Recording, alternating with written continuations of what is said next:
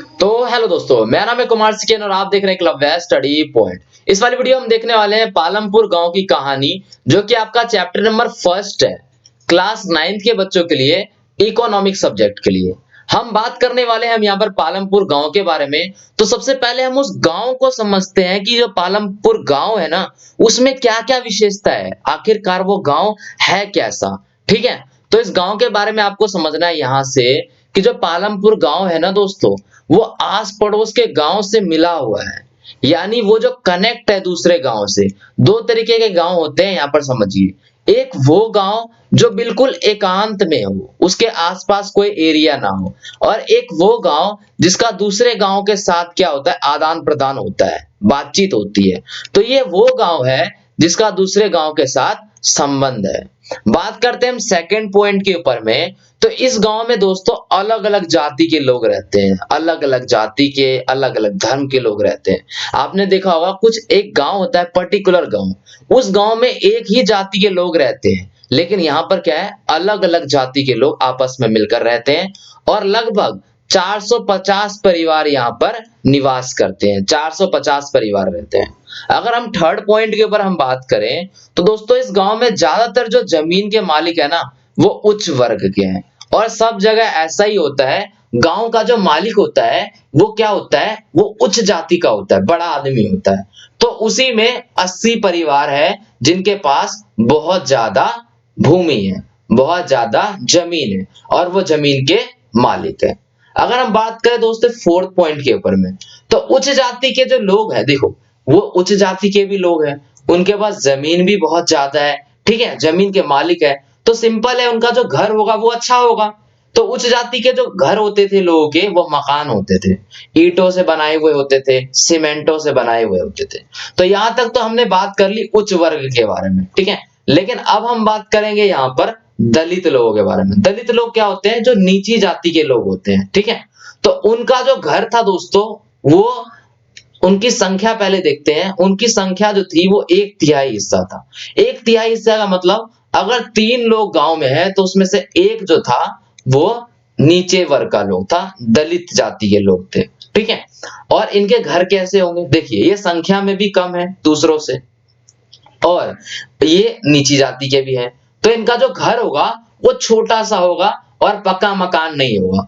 तो एक छोटे से कोने में, छोटे से घर में, ठीक है, मिट्टी और फूस से बने होते थे इनके घर, ठीक है।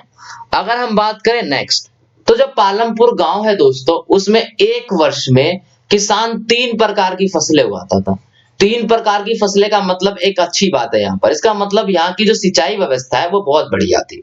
सिंचाई व्यवस्था का मतलब जो खेत में हम पानी डालने का जो जुगाड़ होता है, जैसे नहरों से डालते हैं हम, ठीक है, और भी नालियां बनाई हुई रहती है।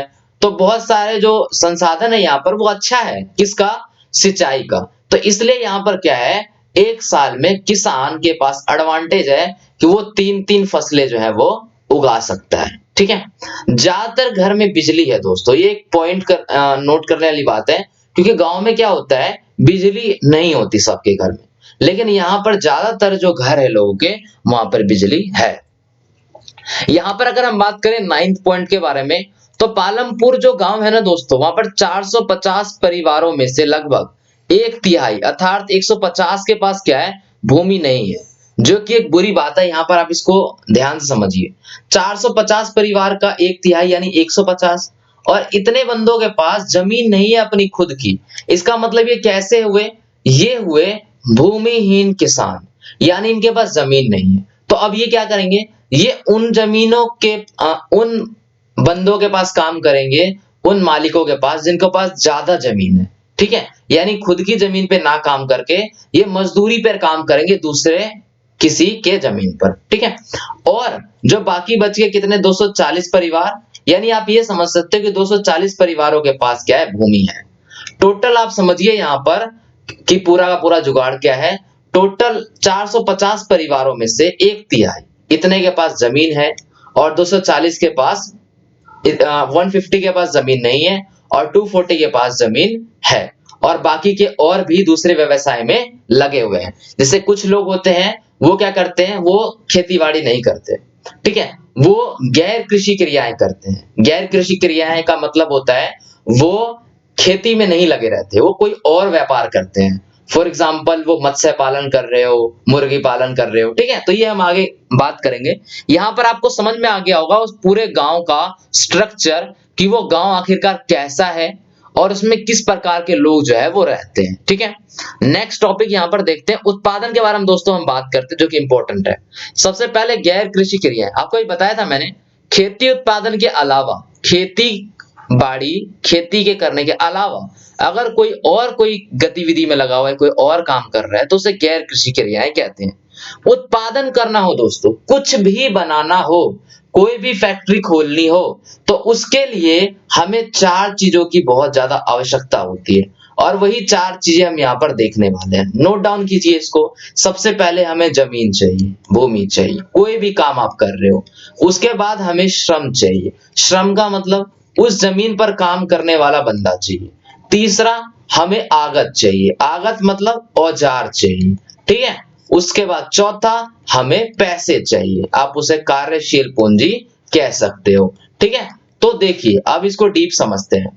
कोई भी काम आप कर रहे हो तो उसके लिए जमीन चाहिए आपको, जमीन से ही तो जल मिलेगा, और वन होते हैं, जंगल, वो भी जमीन से ही होते हैं। किसी प्रकार का खनिज चाहिए आपको तो वो भी जमीन से मिलेगा। श्रम यानी कि काम कर रहे हैं, आपने फैक्ट्री खोली तो आपको बंदा तो चाहिए जो काम करेगा, और वो किस चीज से काम करेगा, वो औजारों से काम करेगा, आगत से काम करेगा, किसी भी प्रकार का औजार। वो औजार मशीन हो सकता है, ठीक है, कुछ टूल्स हो सकते हैं, और ये जो औजार है इसको स्थायी पूंजी कहा जाता है। इसको नोट डाउन कीजिए कि स्थायी पूंजी क्या होता है। देखिए कोई भी आपने मान के चलो फैक्ट्री लगाई, ठीक है, फैक्ट्री में आप मशीन लगाओगे तो वो एक बार का खर्चा है, बस आपने वहां पर निवेश कर दिया और आपको फिर दोबारा मशीन नहीं लगाना पड़ेगा, तो इस चीज को स्थायी पूंजी कहा जाता है। उसके बाद आगे दोस्तों बात कार्यशील पूंजी की। कार्यशील पूंजी क्या होता है, नगद पैसे, ठीक है। आप काम कर रहे हो तो समय आपको पैसे चाहिए, पूंजी चाहिए, वही पैसे, ठीक है।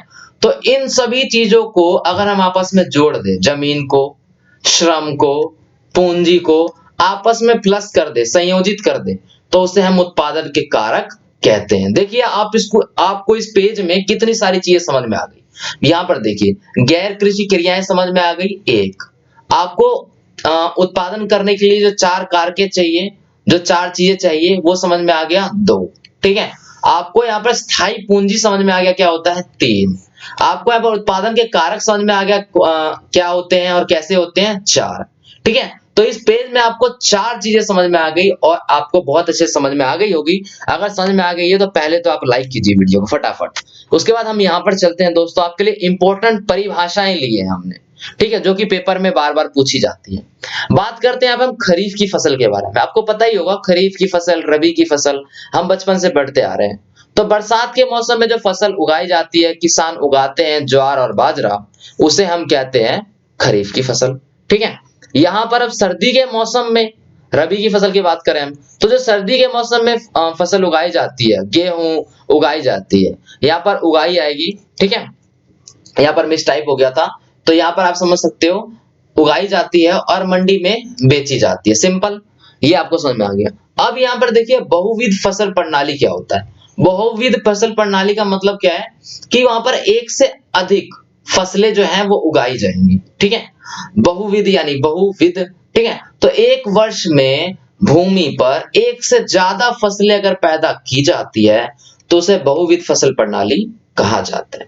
सिंपल है दोस्तों, आपके लिए इंपॉर्टेंट परिभाषाएं हैं। अब हम बात करते हैं यहाँ पर इंपॉर्टेंट टॉपिक के ऊपर में, जो कि है आपका हरित क्रांति। और इस टॉपिक से बताने से पहले मैं आपको बता दूं, इस चैप्टर में जितनी भी चीजें मैं आपको बता रहा हूं मोस्ट इंपॉर्टेंट है, पेपर में पूछी जाती है, ठीक है। तो हरित क्रांति मोस्ट इंपॉर्टेंट टॉपिक है आपका, आपने पढ़ रखा होगा। तो यहाँ पर देखते हैं 1960 के दशक के अंत में दोस्तों हरित क्रांति ने क्या किया था, जो भारत के किसान थे ना, उनको एक बीज उपलब्ध कराया था, और उस बीज का नाम था HYB, ठीक है, HYB बीज।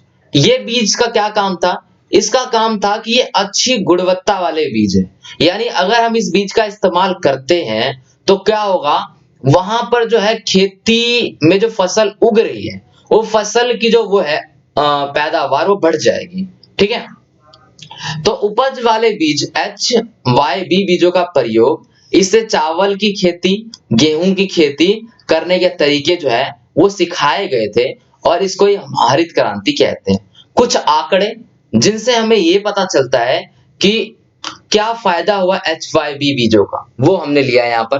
देखिए, बात करें अगर हम पालमपुर में परंपरागत तरीकों से, परंपरागत तरीके क्या होता है, यानी जो पुराने समय से तरीके चले आ रहे हैं, उन बीजों का अगर हम उपयोग करते हैं तो जब फसल जो उपज होती थी वो होती थी 1300 किलोग्राम प्रति हेक्टेयर। देखिए कम है, ठीक है, 1300 किलोग्राम प्रति हेक्टेयर। लेकिन जब हमने वहां पर HYB बीजों का प्रयोग किया तो जो उपज थी वो आप कह सकते हो डायरेक्ट डबल हो गई, तो वो हो गई 3200 किलोग्राम प्रति हेक्टेयर तक पहुंच गई, जो कि एक अच्छी बात थी। ठीक है, तो दोस्तों यही थी आपकी, यहाँ पर आपको ये आंकड़े समझ में आ गए। अब हम बात करते हैं गरीब किसान के बारे में, जिसको क्या कहते हैं, जिसका नाम है डाला। ठीक है, डाला के ऊपर हम बात करते हैं। अब डाला है कौन? देखिए, डाला जो है ना, एक किसान है जो कि भूमिहीन है, और भूमिहीन का मतलब बताया था मैंने आपको, जिसके पास भूमि नहीं है। तो डाला क्या करता है, रोज डेली मजदूरी पर काम करने वाला एक किसान है।